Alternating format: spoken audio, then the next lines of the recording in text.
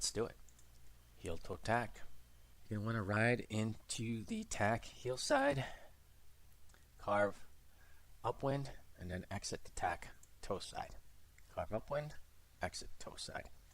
You are spinning underneath your bar, so your lines are going to cross, uncross them, and if you want, a little foot switch, back to heel side. So let's set up for the tack. First thing you want to do is carry as much speed as you can on your board going into the tack. You're going to bring the kite up to 12 o'clock, and then you're going to do a very aggressive carve as far into the wind as you can. And just remember, once you start moving the kite, you need to keep moving it during the entire tack. It needs to go from one end of the wind window to the other end, so that when you're done with your tack, you're ready to ride away in a new direction. If you stop moving the kite anytime during the tack, you're not going to finish the tack.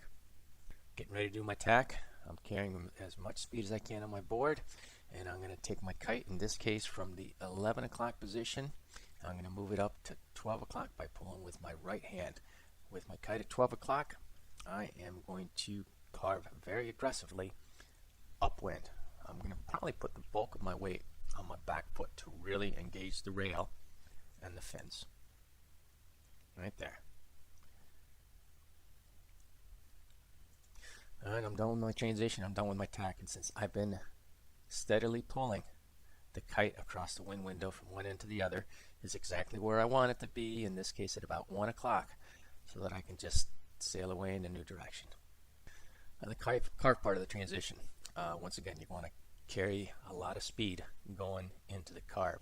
You're going to take your kite, you're going to put it at 12 o'clock, and then you're going to start your carve. Probably want to put the bulk of your weight on your back foot to engage the rail, engage the fins. You're going to want to look underneath your front armpit, make the aggressive carve straight into the wind. Let your hips drop towards the water so that you're hanging basically underneath the bar. And remember, keep moving the kite so that it travels beyond the 12 o'clock position and into the new wind window. Getting ready to do my tack, carrying a lot of speed with my board, bringing my kite up to 12 o'clock, putting a lot of weight on that back foot. Aggressive carve. I'm letting my hips drop towards the water, and I'm also looking underneath my front armpit.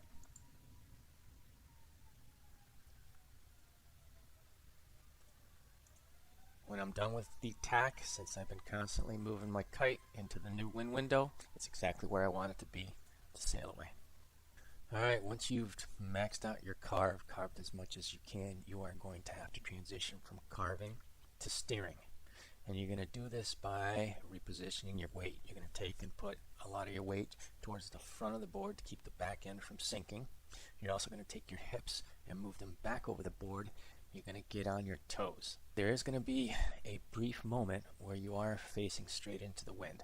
You're going to have to sheet out on the bar so that the kite doesn't pull you backwards and off the board. But again, it's only for a brief moment. So after sheeting out, making sure you're centered over the board, you sheet back in to re-engage the kite.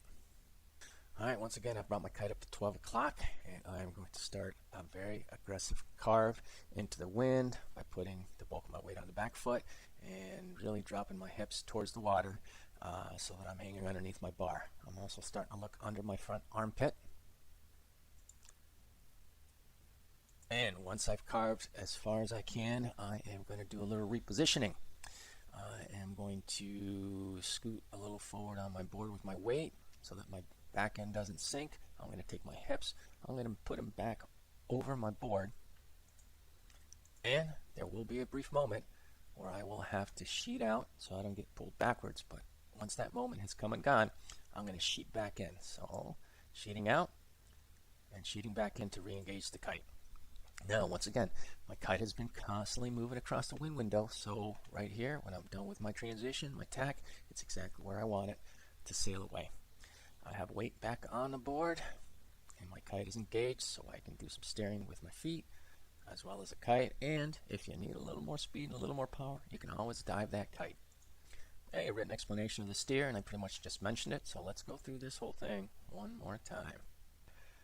Alright, going into my tack, riding heel side. I am bringing that kite up to 12 o'clock. I got a lot of speed going into this, and I'm going to start my carve. Put a lot of weight on that back foot and let my hips drop to the water so that I'm hanging underneath the bar and I am looking underneath my front armpit. I'm going to carve until I can't carve anymore, and I'm going to switch to steering by repositioning my weight a little more towards the front. I'm going to take my hips, put them over the board, and there is that brief moment where I'm going to have to sheet out, but then I'm going to sheet back in to re-engage the kite, so I can use the kite to get me out of the tack, and I'm also going to do some steering with my feet to get it out. If I need to dive the kite, I will.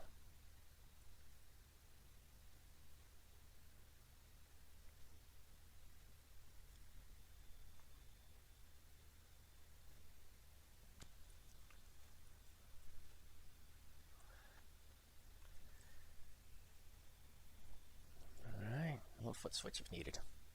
Alright guys, have a lot of fun with this one. Cool maneuver. Bye.